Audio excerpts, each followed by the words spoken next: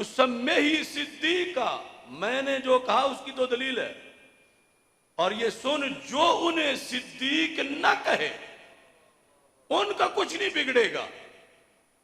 वो तुम्हारे जैसों के मोहताज ही कोई नहीं, जिन्हें अंसार भी सिद्दीक कहें, मुहाजिर भी कहें, सहाबा कहें, आल कहें, खुद रसूल पाक सल्लल्लाहु अलैहि वसल्लम कहें। लेकिन याद रख, तेरा कुछ नहीं बचेगा। क्यों? फरमाया फला सद्दक़ल्लाहु क़ौला, जो अबू बकर सिद्दीक को सिद्दीक नहीं मानता, क़यामत के दिन रब उसकी कोई बात नहीं मानेगा। कितना नुकसान हुआ। ये कहेगा अना मुस्लिम, अल्लाह कहेगा कज़ब्ता। अना मोमिन, अल्लाह कहेगा कज़ब्ता। अना मुसल्ली, अल्लाह कहेगा कज़ब्ता। मुसल्ली तो फिर पंजाबी वाला मुसल्ली कहेगा कि मैं निमाजी हूं, अल्लाह कहेगा झूठ बोल रहा है। मैं मोमिन हूं, अल्लाह कहेगा झूठ बोल रहा है। अनल हाज, हाजी हूं, अल्लाह कहेगा कज़ब्ता, तू झूठा है। क्यों? अरे जो सिद्दीक को सिद्दीक ना कहे उसकी किसी बात की तस्दीक नहीं होगी। ये इमाम ज़ैनुल आबिदीन ने काले काले को समझाया और फरमाया इज़हब, अब जा, फ़अहिब्ब अबा बकर व उमर, प्यार किया कर सिद्दीक को उमर से, व तवल्लाहुमा, सिर्फ प्यार नहीं, मोहब्बत में दीवाना बन जा।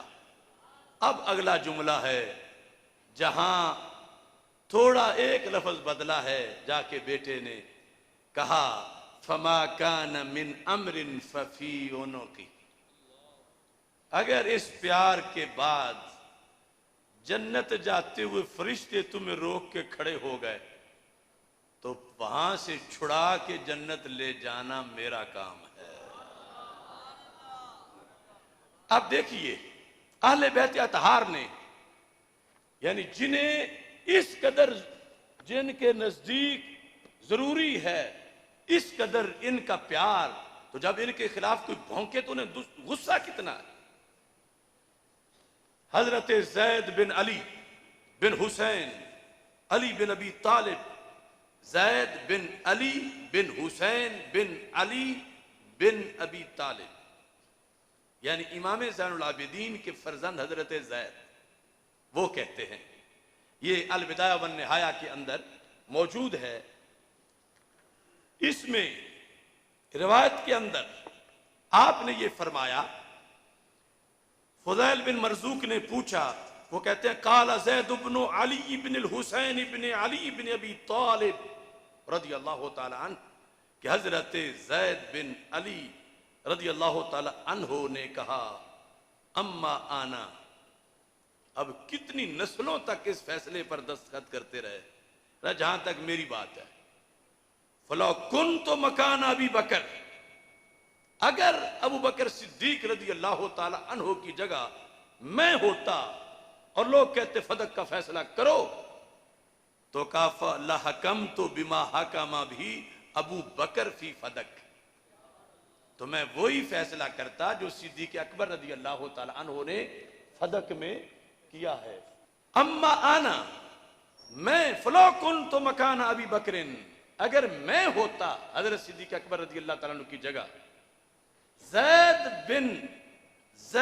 बिन अली बिन हुसैन कह रहे हैं।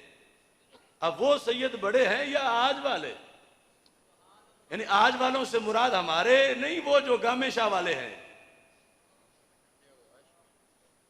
आज देखो जैद बिन अली बिन हुसैन कहते हैं फलो कुन तो मकान अबी बकरिन लहकम तो बिमा हकम भी अबू बकरिन फी फदक, तो फदक में मैं वही फैसला करता जो हजरत सिद्दीक अकबर रज़ियल्लाहु ताला अन्हु ने किया था। अब इसमें उम्दतुल कारी शरह बुखारी, यहां इस चीज को बड़ी तफसील के साथ उन्होंने बयान किया। ये जिल्द नंबर 10 है, 424 नंबर सफ़ा है, 424। इसमें कहते हैं कि जब हजरत मौला अली रज़ियल्लाहु ताला अन्हु कुर्तुबी के हवाले से, आप अमीरुल मोमिनीन बने, लम युगय्यिर हाज़ी सदक़ता अम्मा कानत फी अय्यामि शेखैन, आपने नहीं बदला। हजरत मौला अली रज़ी अल्लाह ताला अन्हु ने अपने अहद खिलाफत में वही फैसला रखा जो हजरत सिद्दीक़ अकबर ने रखा था। देखो सदाकत, वरना अब तो बज़ाहिर अगर कोई इल्जाम लगाता है कि उनका रोब था, ये था, वो था, अब तो कोई चीज भी नहीं थी, यानी ये ही तो अमीरुल मोमिनीन थे, कोई रुकावट नहीं थी। अगर फैसले में कोई सुकम था मामूली सा भी तो कहते ये तो हक हमारा था, ये नाजायज फैसला हुआ, मगर बरकरार रखा। फिर सुम्मा कानत बादहू बेयदिल हसन रदियल्लाहु ताला अन्हु, सुम्मा बेयदिल हुसैन रदियल्लाहु ताला अन्हु, यानी इमाम हसन तो वैसे अमीरुल मोमिनीन भी रहे, लेकिन अगली सूरत हाल में इमाम हुसैन को भी बाकायदा निगरान बनाया गया। यानी जैसे ऊपर हजरत मौला अली रज़ियल्लाहु ताला अन्हु निगरान थे, इस निगरानी में चूंकि हजरत अब्बास वाला जो मामला था बाद में उनकी पार्टनरशिप निगरानी में बिल आखिर खत्म हो गई और हजरत मौला अली ही अकेले निगरान थे पूरे फदक के।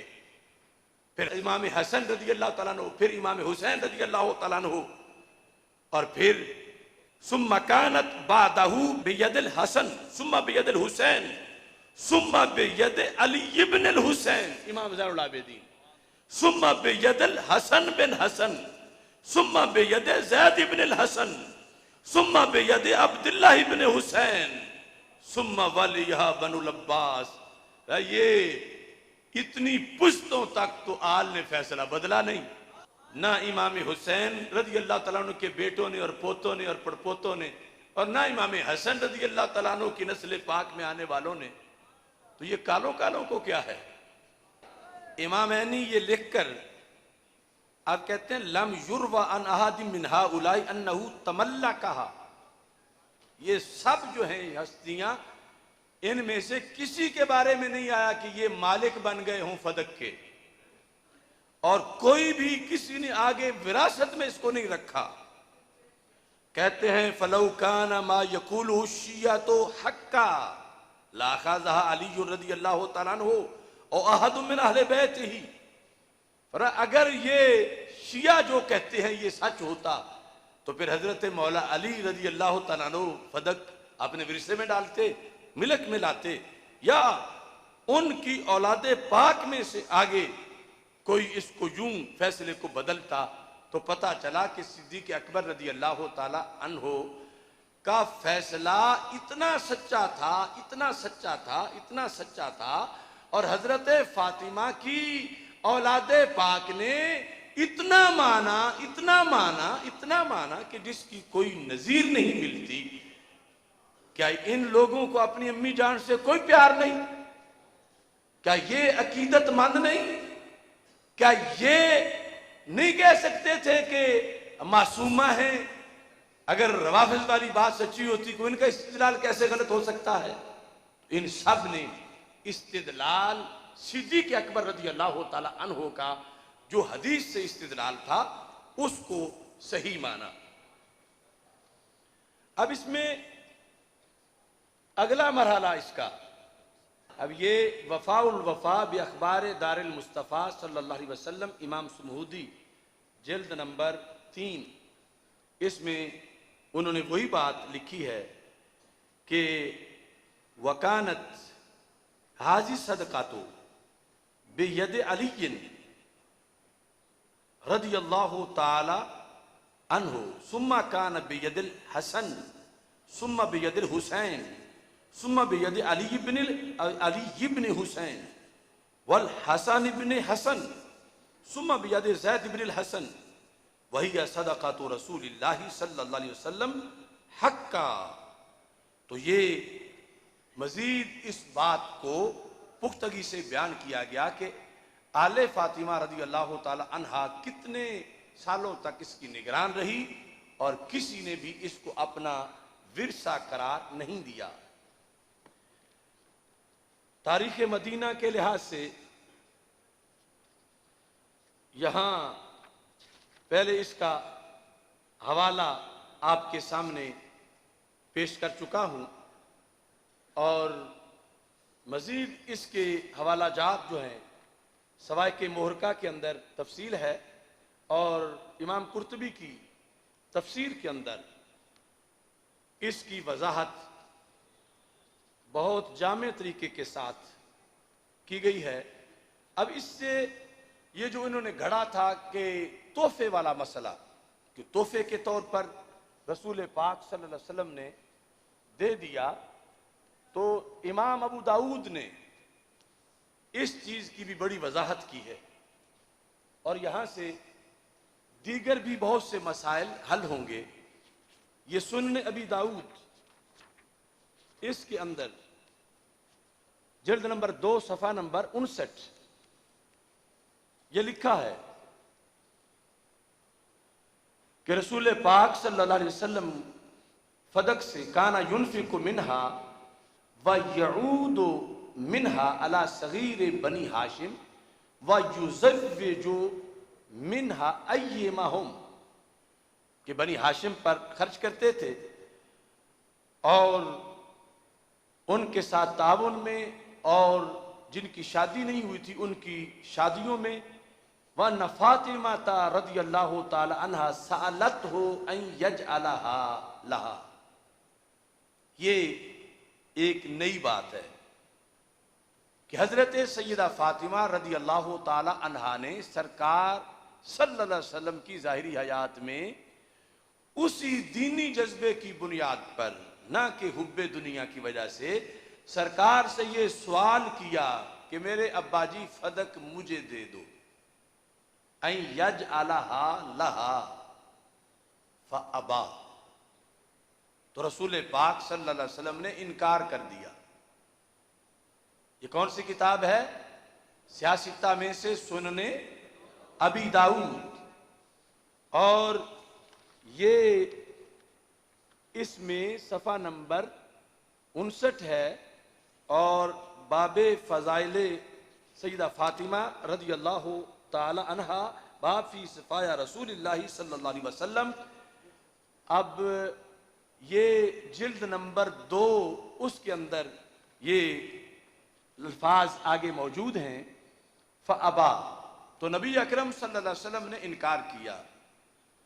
अब यहां वो सारे मसाइल भी रफा दफा हुए कि फातिमा ज़हरा रज़ियल्लाहु ताला अन्हा दावा कैसे कर सकती थी, मांग कैसे सकती थी, अगर उनकी राय गलत कैसे हो सकती थी, या उन्हें ना दे के अबू बकर सिद्दीक ने उन्हें नाराज कर दिया।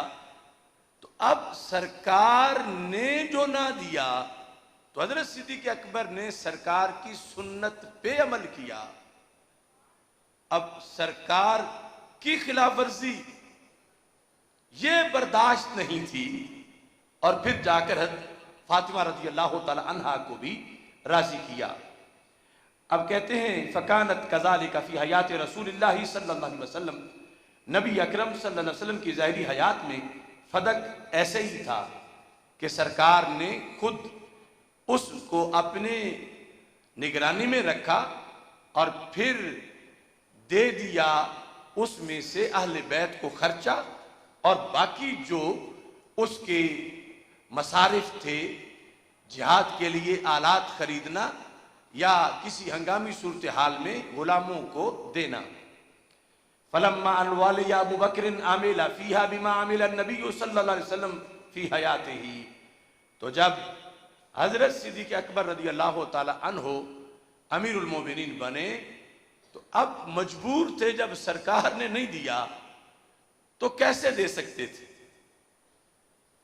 हो सकता है जब रसूल पाक सल्लल्लाहु अलैहि वसल्लम से मांगा हजरत फातिमा रज़ियल्लाहु ताला अन्हा ने, उस वक़्त यूसिकुमुल्लाह वाली आयत ना उतरी हो और उन्होंने बाद में ये सोचा हो कि अब तो ये आयत भी उतरी है और अब सरकार का शायद ये विरसा बन गया हो और उन्होंने सवाल किया हो, तो फिर आगे से वो नहनुल अंबिया ला नरिसु वला नूरसु वाली हदीस जो है वो सामने आई।